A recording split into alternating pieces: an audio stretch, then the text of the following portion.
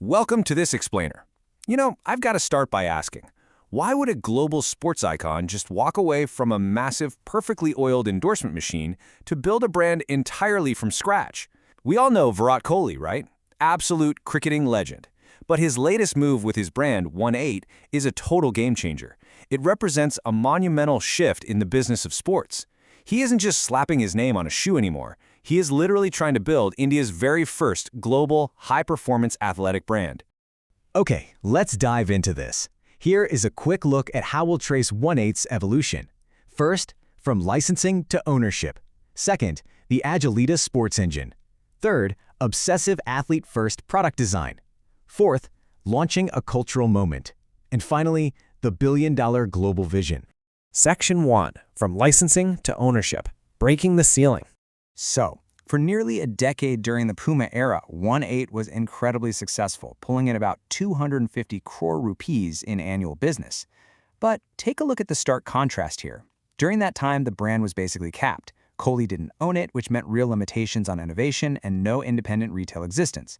But the Agilitas era, it changes the whole shebang. We're talking complete design control, an independent web store, robust R&D, and the ability to scale globally. It really makes you think about the true value of brand ownership, doesn't it? It completely transforms a label from just a passive marketing tool into a fully controllable asset capable of limitless scale. So, the absolutely crucial point is this number right here, 40 crore rupees. That is Virat Kohli's direct investment for a 1.94% stake in Agilitas Sports. He's officially shifted gears. He's no longer just a celebrity endorser holding up a shoe and smiling for the camera. No way. He is an invested co-founder, putting his own capital on the line because he fundamentally believes in the vertically integrated capabilities of this parent company. Section 2. The Agilitas Sports engine, vertical integration. Now, having creative freedom is amazing, but if you want to compete on a global stage, you need serious, heavy-duty back-end manufacturing power. Notice the massive trajectory of Mochico, the specialized manufacturing engine that Agilitas acquired. In just a couple of years, they are projecting a jump from 640 crore to an incredible 1,450 crore in revenue by fiscal year 2026. To put that into perspective, this facility can already pump out 14 million pairs of sports footwear every single year. They are actively building specialized sole factories and R&D labs specifically for One8's high-performance needs. This hardcore physical infrastructure is exactly what makes One8's global ambitions actually possible. In this ambition, it's perfectly captured by Agilitas CEO Abhishek Ganguly. He said, "Together, we are building a high-performance brand from India, rooted in sports functionality, best-in-class quality, and a very clear reason to exist." I love that. It isn't just about trying to match the giant Western sportswear brands. It's about literally exceeding their standards, all entirely from an Indian home base. Section 3. Obsessive athlete-first product design. Chasing perfection. Because Kohli is an invested co-founder now, he's got full creative control, and man, the development process was obsessive. 17. That is the number of different shoe iterations that were completely rejected. Just think about that for a second. They built from scratch, tested them out, and tossed 17 different designs. Kohli's legendary work ethic on the cricket pitch translated directly into the design studio. He demanded elite performance technology that perfectly matched his own relentless standards before he'd even consider putting it out into the world. Let's move on and see how this builds. Because after 17 rejections, that obsession finally gave us the number 18, which, of course, is the iconic number defining Kohli's jersey and his legacy. This is not just some basic sneaker. It is engineered athletic armor. It features customized, lightweight spike plates optimized for rapid acceleration and a super advanced energy return midsole to absorb high-impact shocks. It is built from the ground up for world-class performance. Section 4. Launching a cultural moment. The district strategy. So, having a great product is one thing, but how you actually bring it to the consumer, that matters just as much. Take a look at this incredibly innovative launch mechanism they're doing with the new District by Zomato platform. You don't just click buy and wait around for a cardboard box. Here's how it works. Step 1. You pre-book the shoe, which ranges from 7,500 to 15,000 rupees. Step 2. That purchase magically unlocks a ticket to an exclusive global premiere event. And step 3, you physically collect your footwear at the massive Yashobhoomi Convention Center in New Delhi while participating in a shared cultural experience alongside Virat Kohli himself. They have literally turned a simple, boring transaction into an unforgettable emotional milestone. And the specific footwear franchises dropping at this event, they're highly targeted. You've got the seam and the cover drive, which are both heavily cricket-inspired, paying real homage to Kohli's roots.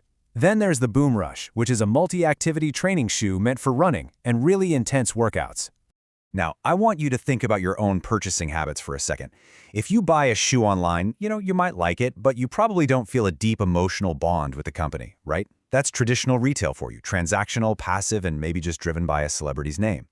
But look at the district platform approach. When product discovery is inextricably linked to a shared, exclusive cultural moment, it actually shifts how a consumer's brain works. You aren't just a passive customer anymore. You are part of a community. You were there. This experiential strategy creates incredibly strong brand advocacy and long-term loyalty that money simply cannot buy.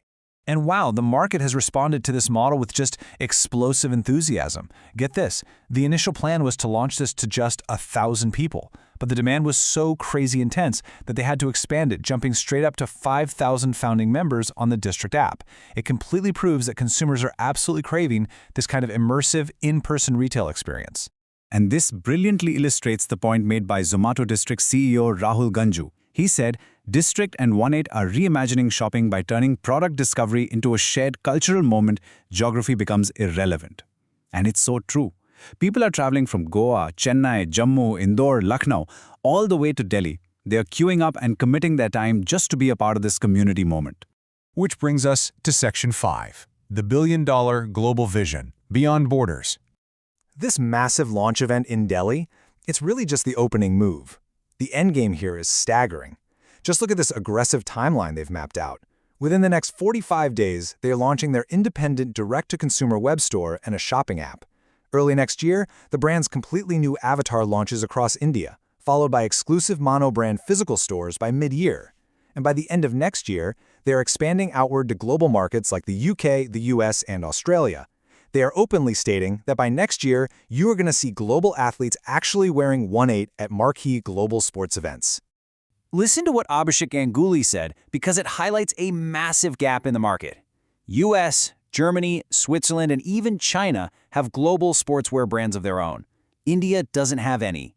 Think about that. India has this massive market and a total obsession with sports, but no homegrown, globally dominant sportswear giant. One8 is directly attempting to fill that void right now, transforming from a simple celebrity label into India's very first high-performance athletic brand for the world. So I want to leave you with this provocative thought to ponder. As we watch One8 completely turn customers into loyal community members through these massive shared experiences, will experiential launches like this become the new mandatory standard for global brand building? Are traditional passive celebrity endorsements officially a thing of the past? It's a fascinating shift. Thank you so much for joining me for this explainer, and definitely keep an eye on how this shakes up the entire sportswear industry.